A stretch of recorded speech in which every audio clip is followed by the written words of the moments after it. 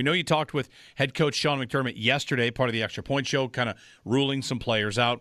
And your question about Keon Coleman, you asked, and they said they would take it day to day. We don't have official designation, so we don't know this to be true yet. But Cover One's reporting, as they did last week, accurately and first, that it looks like Coleman will be a healthy scratch again.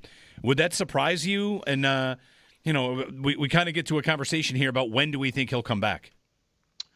No, it wouldn't surprise me. I said all week that I think it's on the table, but I never really could figure out either way what they would do. To me, it was always kind of a 50-50. But for me, part of it was it's a quick turnaround after a game in which the offense looks so good. Not because we want him necessarily keep disciplining Keon Coleman or he did something wrong again, right? To me, it was, okay, even with the injuries, you could justify, because let's take a look mechanically how this could work. Without McCole Hardman, you have Brandon Codrington, who was just re-signed to the practice squad.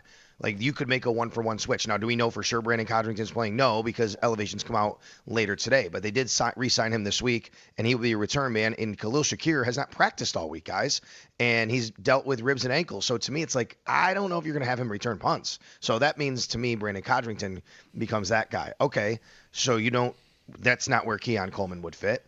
And then you look at Curtis Samuel being out. Well, you already have Elijah Moore inactive. And honestly, Curtis Samuel and Elijah Moore have kind of been taking turns of playing a little bit of the same role, so to speak.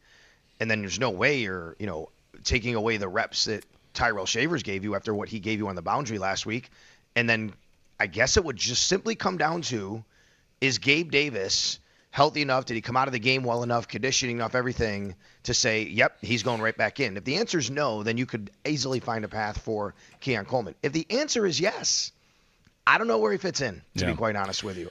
That's where I always landed on it.